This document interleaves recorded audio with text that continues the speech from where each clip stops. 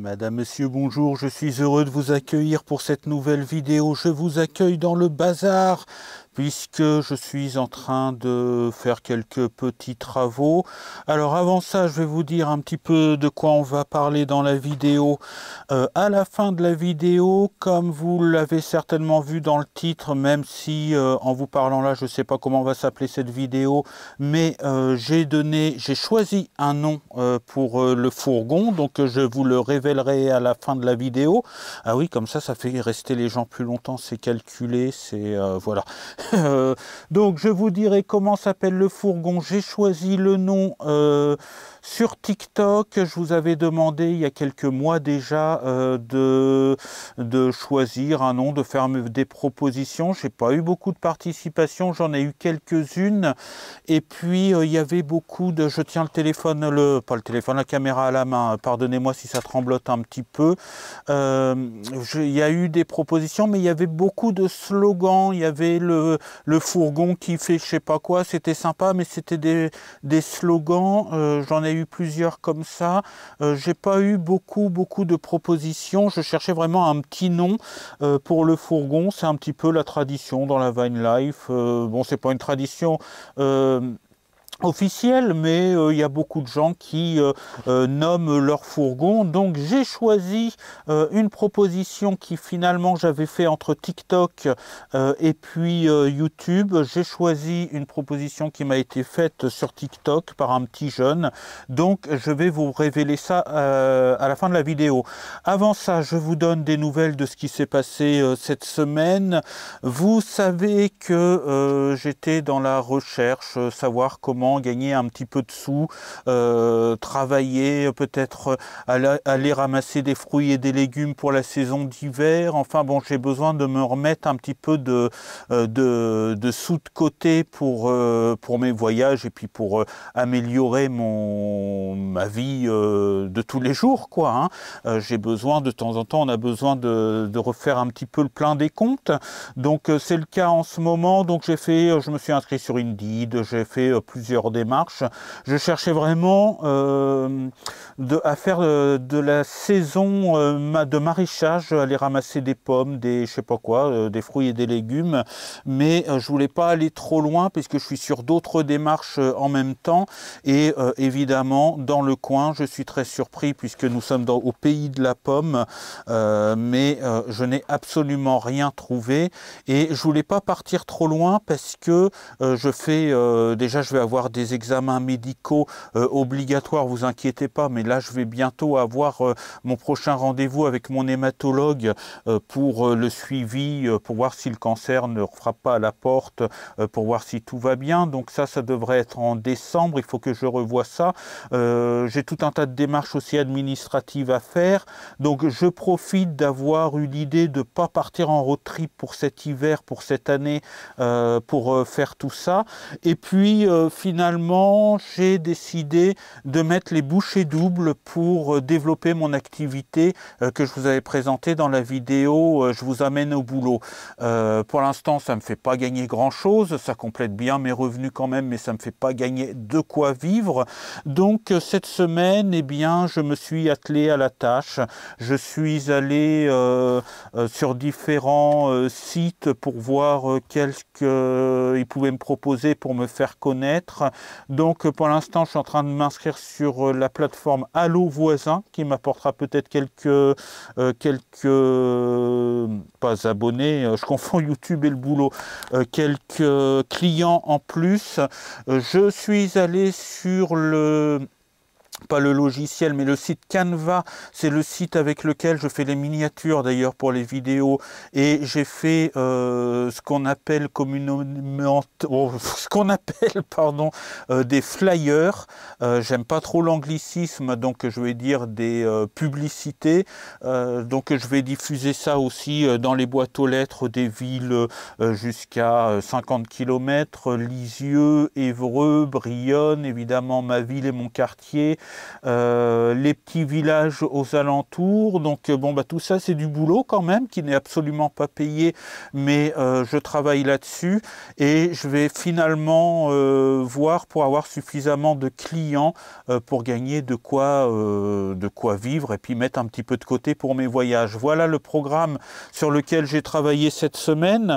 Alors ça prend du temps tout ça, puis j'avais d'autres démarches administratives à faire et puis voilà, et bah, je suis bien content parce que j'ai pu avancer un petit peu. Puis il faut que je vois, parce que avec l'application que j'utilise pour mes déclarations à l'URSSAF et tout ça, ce que j'ai déclaré l'année dernière, la dernière fois on va dire, excusez-moi je bafouille, mais apparemment c'est pas très bien passé, donc il faut que je revoie mes chiffres à l'URSSAF, pareil pour la CAF et puis tout ça. Donc j'ai du travail administratif à faire, donc je m'attelle à la tâche. La semaine qui arrive, eh bien je vais continuer, j'ai quelques clients. Vous savez que j'ai été obligé de m'arrêter à cause de mon kyste dans l'aine qui m'a bien fait souffrir, mais ça y est, maintenant j'en ai, on ne peut pas dire des gros mots sur YouTube, mais j'en ai bavé, on va dire, pendant 15 jours où je pouvais quasiment plus bouger. Mais bon, ce n'était absolument pas grave, mais c'était très handicapant. C'était surtout très très douloureux, donc je ne pouvais absolument pas bouger avec ça. Mais voilà, c'est passé. Maintenant, je peux... Ah oui, parce que je suis resté à être obligé d'être habillé en jogging ou en jogginge, comme vous voulez. Donc j'étais obligé, parce que le jogging, on est beaucoup plus libre dedans. Donc j'étais pendant 3 semaines, là, j'étais obligé d'être habillé en jogging. Et là, depuis aujourd'hui, je reporte des pantalons style jean et puis autres pantalons qui ne sont pas des jogginges.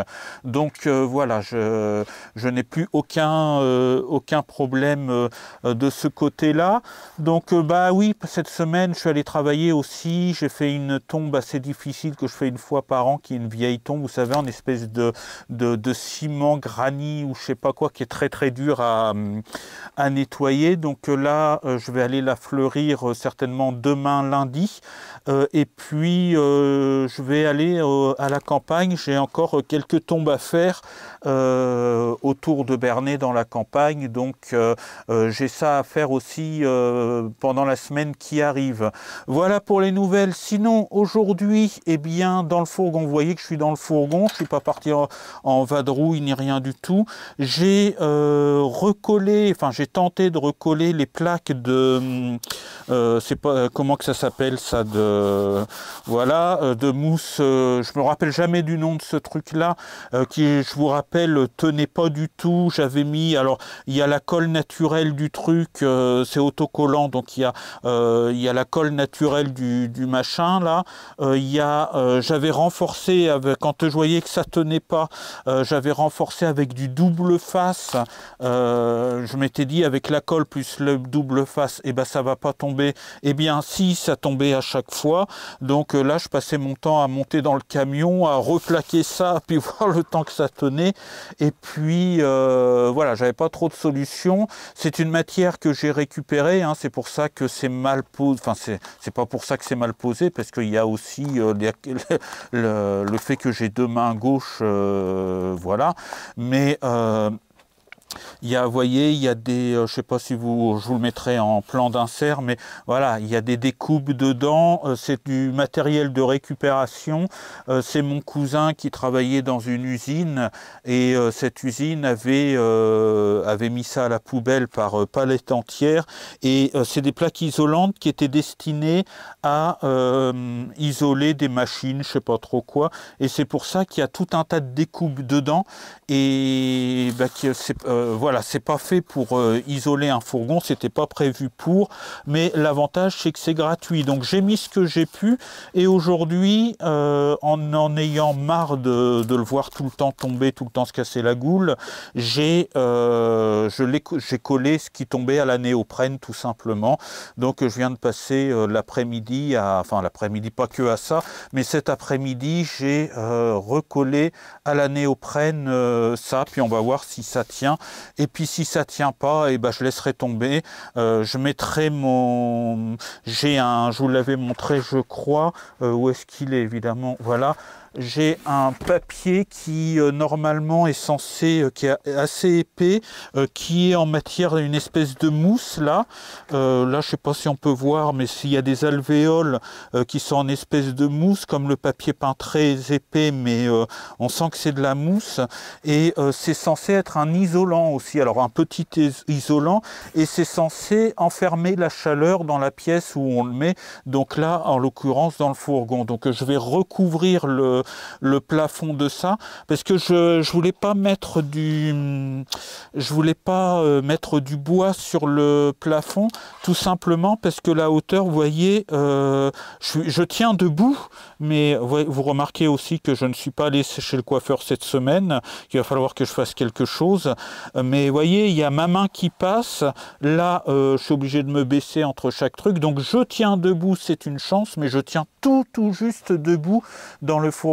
C'est un H1L1, donc voilà, c'est quelqu'un qui fait 1m90, il tient pas dans mon fourgon, comme moi je fais je sais plus 1m73, 74, je tiens tout juste, donc voilà, c'est un fourgon pour les petits, et c'est pareil en largeur, je crois qu'il fait un peu moins d'1m80 pour dormir en largeur, donc ma taille m'arrange bien pour ce fourgon là, mais c'est pas un fourgon qui est fait pour les grands, à part pour voilà, si vous mettez un lit dans l'autre sens, vous partez un week-end, bon, il n'y a pas de problème, mais voilà, moi il me convient, il est un peu petit parce que vous voyez qu'il y a un bazar monstre dedans, mais bon, c'est mon premier fourgon, en même temps je me rends compte qu'il est un petit peu petit, mais on va faire avec. Ce que j'ai fait aujourd'hui, alors, c'est d'améliorer la lumière aussi. J'ai installé la petite... Alors là, vous voyez très blanc, mais voilà, j'ai préinstallé, on va dire, parce qu'on ne va pas dire que c'est totalement installé. Je m'étais dit, il fallait que j'attende que ce soit recouvert et tout ça pour mettre la lampe LED, la bande LED, mais en même temps, je la mets sur cette matière-là.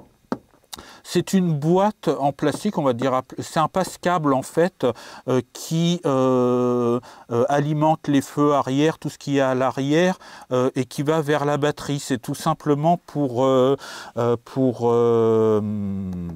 les commandes électriques, il y a plein de câbles qui passent là-dedans, et ça je ne le recouvrirai pas, il s'ouvre en cas de problème technique.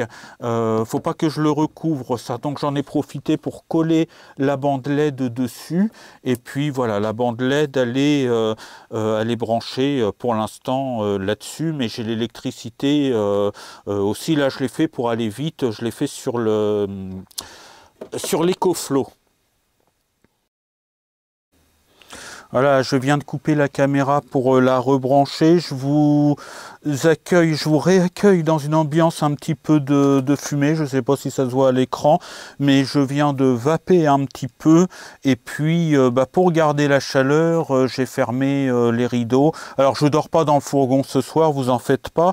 Mais sachez que j'ai aussi testé le chauffage dans le fourgon. Alors, pas le Webasto, parce qu'il n'est pas encore monté. Et comme j'ai décidé que cet hiver je me consacrais plutôt à gagner un petit peu de sous, à développer mon activité professionnelle, etc. Je ne ferai pas de road trip cet hiver, donc le Webasto n'est pas urgent, mais j'ai testé les autres sources de chaleur que j'ai dans le fourgon, et notamment ce petit chauffage que j'ai là, qui m'a été... j'arrive pas à le débrancher à une main, voilà. Ce petit chauffage qui m'a été offert par ma sœur, voilà, pour m'aider dans mon projet de van life, que je viens de tester sur 2 sources d'énergie, c'est-à-dire ma batterie principale, ma batterie auxiliaire de 120 ampères, voilà, qui fonctionne très bien. Vous savez que je l'ai changé, que celle que j'avais avant n'a pas fonctionné, ne tenait pas la charge, et que j'étais obligé de racheter une batterie. Dommage, parce que celle que j'avais avant c'était une 180 ampères-heure. Je suis passé à une 120 ampères-heure, donc j'ai J'ai chauffé le fourgon avec ça, il a tourné pendant 3/4 d'heure, la batterie est alors elle était à 14 volts 2 au départ parce que je me suis pas, elle a accumulé l'énergie parce que je me suis pas trop servi du fourgon, enfin pas trop de l'électricité dans le fourgon pendant ces derniers temps, donc j'ai rien consommé en gros, donc elle a accumulé l'énergie qui lui a été donnée par la lumière du panneau solaire, donc quand j'ai branché elle était à 14 volts 2 je crois, donc ce qui est pleine charge pour la batterie, et au bout d'une heure elle était à 12 volts, je sais plus combien, 12 volts 1, donc ça a tourné pendant 1 heure, ça a largement chauffé le fourgon, parce que ça chauffe bien ces petits trucs là, mine de rien, le fourgon est quand même relativement petit, c'est long à chauffer au départ, mais une fois que c'est chaud, c'est chaud. Donc ça me permet de chauffer le fourgon. Alors ce ne sera pas ma source de chauffage principale évidemment, parce que la nuit et tout ça, mais ça pourra prendre le relais. Je pensais le mettre sur une prise programmable la nuit si je veux pas plus tard mettre le Webasto toute la nuit, parce que j'aurais peur voilà, que ça s'enraye ou qu'il y ait quelque chose.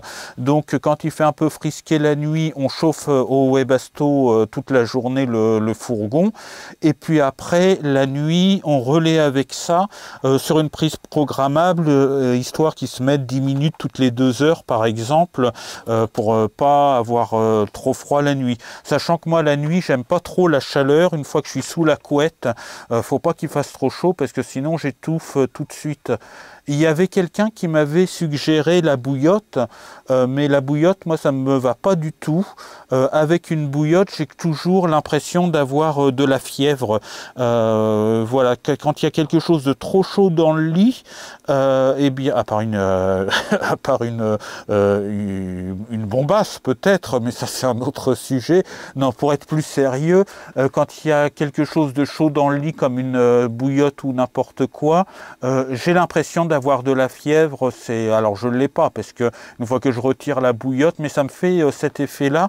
J'aime pas avoir quelque chose de chaud dans le lit. Donc voilà, la bouillotte pour moi c'est pas un truc qui me convient. J'aime bien avoir bien chaud sous ma couette et à la limite avoir presque froid si je retire la couette, parce que sinon je suis tout de suite en sueur et tout ça dans le lit et j'aime pas la grosse chaleur. Donc ça c'est, je suis frileux quand même, j'ai un côté frileux dans la journée sans bouger. Là je mets du chauffage dans le fourgon, il fait 4 degrés dehors, à cette heure là il faisait 6 cet après-midi, là on est en début de soirée, il fait 4 degrés. Là oui je mets du chauffage jusqu'à là j'ai pas les températures exactes, mais thermostat jusqu'à pour que 18 degrés, 21 degrés quand on bouge pas dans une maison par exemple, c'est très bien. 21 degrés. En dessous, si on est actif et tout ça, bon ça va, mais si on bouge pas, qu'on est sur le bureau en train de faire des papiers ou n'importe quoi, ou en train de regarder la télévision pour ceux qui regardent, en dessous de 21, c'est un petit peu juste. Mais dans la chambre, 18 degrés, c'est bien, mais faut pas plus. Moi, je suis plutôt 17-18 degrés, donc voilà, il faudra que je fasse en fonction de ça, mais une bouillotte dans le lit, pour moi, ça marche pas, ça me donne vraiment l'impression, ça me met en sueur tout de suite, et ça me donne l'impression d'avoir de la fièvre, donc ça va pas. Donc j'ai testé aussi sur l'EcoFlow qui a tenu une bonne demi-heure et qui avait encore de la marge, mais après j'ai arrêté parce qu'il faisait chaud. Je me suis aussi fait un café, ce qui fait que le camping-gaz a aussi très vite chauffé l'intérieur du fourgon. Et puis bon l'isolation tient un petit peu la chaleur, mais pas très très longtemps. De toute façon, faut pas se leurrer. Je suis pas un pro du bricolage, c'est pas mon truc. Il y a des ponts thermiques un petit peu partout. Voilà, ça va quand même isoler. J'ai pas fait tout ça pour rien. Il y a quand même le papier bulle, l'isobulle qui est là, qui recouvre un petit peu tout. Cette matière-là, je l'ai mis par-dessus. Sur le sol, il y a une petite mousse et puis il y a le lino, il n'y a pas grand-chose en dessous. Mais voilà, je suis incapable de faire les coupe droite correctement. Je suis vraiment une bille en bricolage, faut dire ce qui est, donc je fais ce que je peux. Les rideaux qui permettent d'isoler aussi le frais qui vient de devant, et puis voilà, quand il y aura l'eau et basto, eh bien on se contentera. Je vais recouvrir les parois, tout ça, de quelque chose qui isolera peut-être aussi, je vais voir, mais ce sera pas un fourgon hyper isolé aux petits oignons. Je fais avec les moyens du bord et avec mes compétences qui en bricolage ne valent pas grand chose, donc on fait avec. Je vais essayer de rendre ça quand même un petit peu plus joli. Il faut que je fasse des aérations, et avec les aérations, le froid va rentrer de toute façon, donc voilà, ce sera pas le truc aux petits oignons hyper bien isolé. Voilà, après il y a d'autres matières isolantes, mais j'ai pas le budget pour ça non plus. Il y a un moment où il faut arrêter les dépenses, donc voilà, j'ai recollé quand même cette matière là cet après-midi, et puis on va voir si ça tient, et puis si ça tient pas, je sais pas ce que je ferai. On m'a conseillé de... J'ai du carton, j'ai beaucoup de carton avec tout, j'ai le carton de ce meuble par exemple, j'ai beaucoup de carton dans la cave de l'immeuble, et on m'a conseillé aussi, pour pas m'embêter, dites-moi ce que vous en pensez dans les commentaires, mais de recouvrir de carton tout simplement, parce que c'est un très bon isolant le carton, et de peindre le carton pour pas que ce soit une boîte en carton non plus le fourgon, et que c'est hyper simple, pas cher, très bon isolant.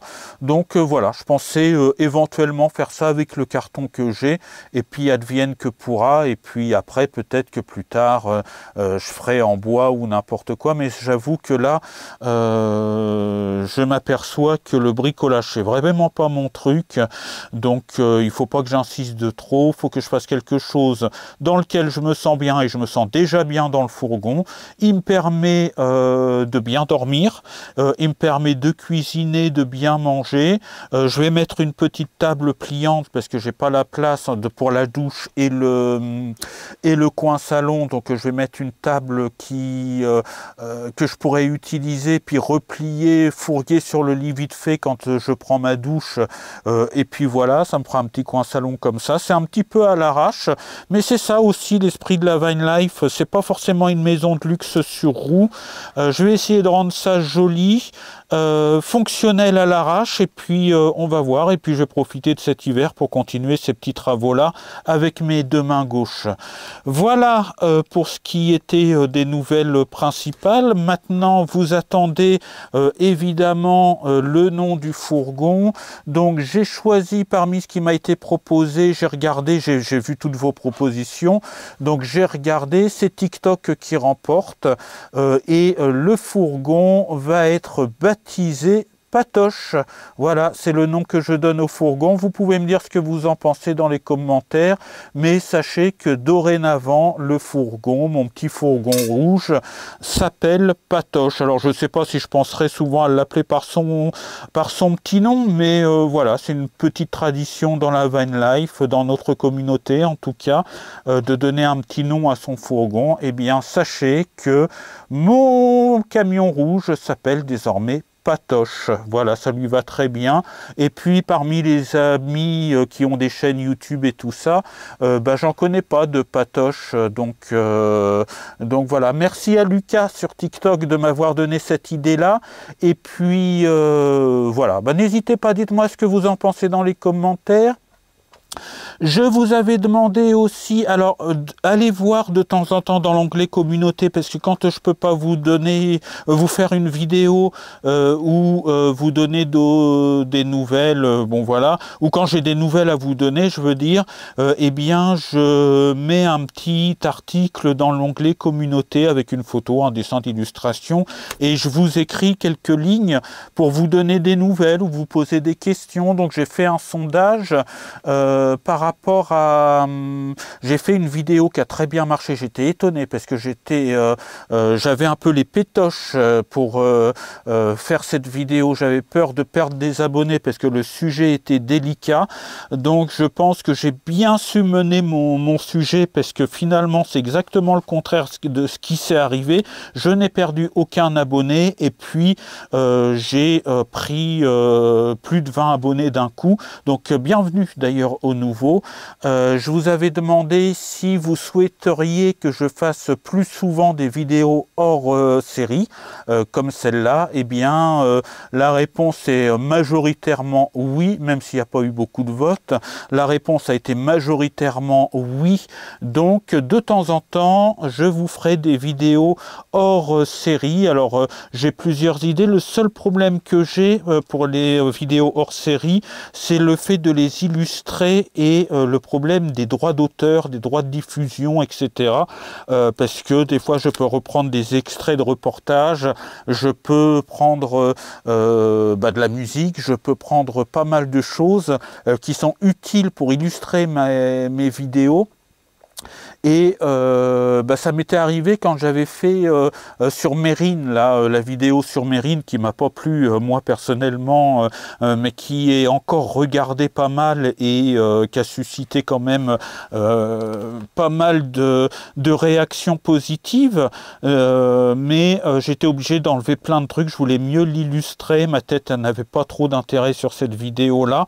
Mon élocution n'était pas très bonne non plus à cette époque-là, c'était l'époque où ça n'allait pas très bien pour moi, comme vous le savez. Donc voilà, et j'avais eu un mal fou à faire cette vidéo là parce que YouTube m'a envoyé 5-6 fois: vous pouvez pas diffuser cette vidéo pour droit d'auteur. Et puis j'ai quand même réussi à mettre des extraits, mais voilà, moi j'ai une idée aussi de vidéo, parce que vous savez que j'ai fait de la radio pendant très longtemps, que ça va peut-être reprendre d'ailleurs, mais ça je vous en parle pas tout de suite parce que c'est un peut-être, mais il y a une équipe de web radio là qui reprend un projet, je vous en parlerai peut-être, mais voilà. Moi je suis passionné de radio libre, la radio qui donne la parole aux gens. J'aime pas la radio commerciale et tout ça pour vendre des musiques, pour faire de la vente et tout ça. Radio nationale, commerciale et tout ça, ça m'intéresse pas, mais la radio libre, la radio associative, mais vraiment la radio libre qui donne la parole aux gens sur des sujets ou des sujets choisis par les gens eux-mêmes, j'en ai fait pendant très longtemps en FM et sur internet, et voilà, c'est une passion, et je voulais vous faire un petit hors-série sur mon passé à la radio, et puis sur la radio libre en général, vous expliquer pourquoi j'aime bien. Il y en a beaucoup parmi vous qui ont écouté des radios libres pendant vos jeunesses, voilà, certaines d'entre elles qui sont devenues des grandes radios nationales très commerciales aujourd'hui, mais qui ont débuté en étant des radios libres, qui ont connu les radios pirates, qui ont connu la fesse sur les radios et tout ça. Moi j'ai pas connu, je suis un petit peu trop jeune, mais voilà, Carbone 14, il y en a peut-être à qui ça va parler, le début de Jean-Yves Lafesse, etc. Je voulais vous faire un petit sujet là-dessus, mais c'est pareil, je vais avoir besoin d'illustrations et puis tout ça. Mais enfin, ce sera à voir par la suite. Mais comme vous voulez, effectivement, vous avez voté à, je sais pas, 90% pour...